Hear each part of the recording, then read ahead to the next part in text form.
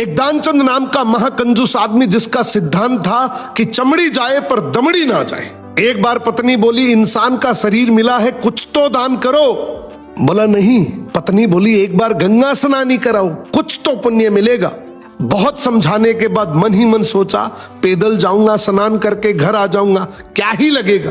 अब वो जैसे ही गंगा में डुबकी लगाने लगा, भगवान ने उसकी परीक्षा लेने के लिए पंडे का रूप धारण करके सामने खड़े हो गए। वो जैसे ही बाहर निकला, भगवान बोले, जजमान की जय हो। उसने बोला, भाई तुम कौन हो? बोले, हम पंडा हैं, बड़े संतोषी ब्राह्मण हैं, वैसे तो कभी कभी आते हैं, तुम्हारे जैसा भी कभी कभी आता है, साल साल भर का खाना दे जाता है। दानचंद बोला, साल भर का? मैं तो नहीं दे सकता। बोले, महीने का ही दे दो। उसने बोला, मैं तो एक दिन का भी नहीं दे सकता। भगवान बोले, कुछ तो देना पड़ेगा। उसने बोला, चलो एक धेला दे दूंगा। भगवान बोले, चल तू धेला ही दे।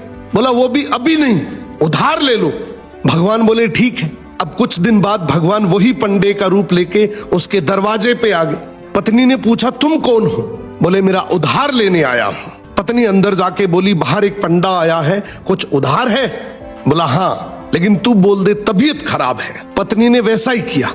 भगवान बोले, चलो जजमान के ठीक होने तक का इंतजार करते हैं, खाना ले आओ। पत्नी फिर अंदर जाती है और बोलती, वो पंडा तो यही चौकड़ी मार के बैठ गया। वो बोला, बोल दे मर गए। पत्नी जैसे ही आकर बोलती है, भगवान तुरंत खबर फैला देते हैं कि दानचंद गुजर गए। अब धीरे धीरे लोग इकट्ठे हुए, उसे बांध कर ले जाने लगे। पत्नी बोली, अरे मरे नहीं है। लोग बोले, ये तुम्हारा मोह है। अब भगवान ने भी हार मान ली कि ये मर जाएगा लेकिन कुछ देगा नहीं।